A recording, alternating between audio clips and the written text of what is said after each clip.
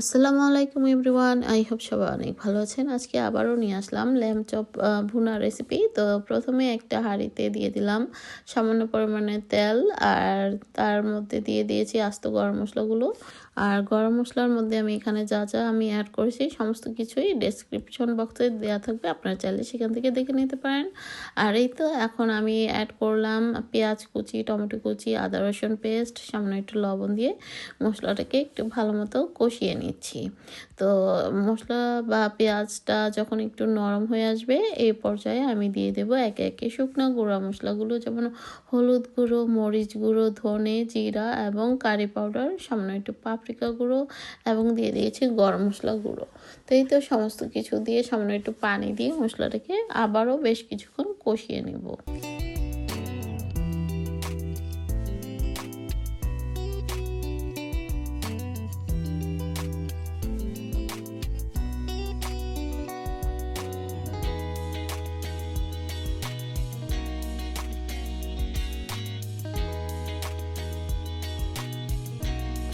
মশলাটা বেশ কিছুক্ষণ কষিয়ে নেওয়ার পর এই পর্যায়ে ধুয়ে রাখা চপগুলো আমি দিয়ে দিচ্ছি। এখানে ল্যাম্ব চপ ছিল, তো ল্যাম্ব চপগুলো এখন একে একে আমি এখানে অ্যাড করে দিলাম। আর চেষ্টা করবেন বড় হাঁড়িতে রান্না করার, কারণ এটা নাড়াচাড়া দিতে বেশ কষ্ট হয়। তো আমার মতো এভাবে ছড়ানো কোনো পাত্রে রান্না করার চেষ্টা করবেন।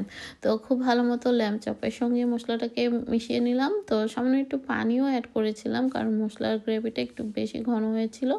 তো আর ল্যাম্ব চপ থেকেও কিন্তু বেশ পানি উঠেছে। আমি কিন্তু খুব বেশি যে পানি দিয়েছি তা কিন্তু না, একদম মনে করতে পারেন হাফ কাপেরও কম। তো যাই হোক, একটু পর পর নেড়ে চেড়ে দিচ্ছিলাম, যদি তলায় লেগে যায় সেদিকেও খেয়াল রাখতে হবে। তো লাইটের আলোটা একটু কম ছিল, মানে আমি তখন লাইট জ্বালাইনি, দিনের আলোতেই রান্না করছিলাম।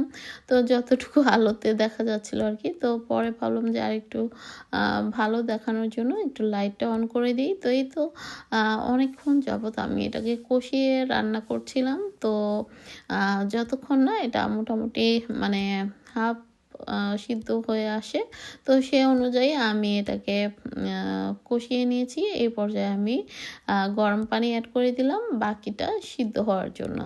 তো যতক্ষণ না এটা ভালো মতো সিদ্ধ হয়ে আসছে ততক্ষণ আমি এটাকে কুক করব। লো থেকে হাই আছে এটাকে রান্না করব। তো এই তো ঝোলের পরিমাণটা আমি খুব বেশিও রাখবো না, আবার কমও রাখবো না।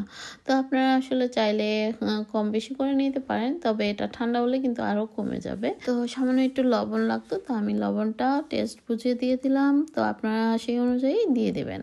তো এই তো কালারটা দেখতে পাচ্ছেন খুবই সুন্দর হয়েছে, এবং ঝোলের পরিমাণটাও ঠিক আছে, মানে খুব ঘনও না আবার পাতলাও না, একদম যেমনটা আমি চেয়েছিলাম। তো এই তো আমার রান্নাটা অলমোস্ট হয়ে গিয়েছে। আর কেমন লেগেছে আমার ল্যাম্ব চপ রেসিপিটা অবশ্যই কমেন্টস করে জানাবেন। তো আজ পর্যন্ত এই, সবাই ভালো থাকবেন। আল্লাহ হাফেজ। Thank you for watching.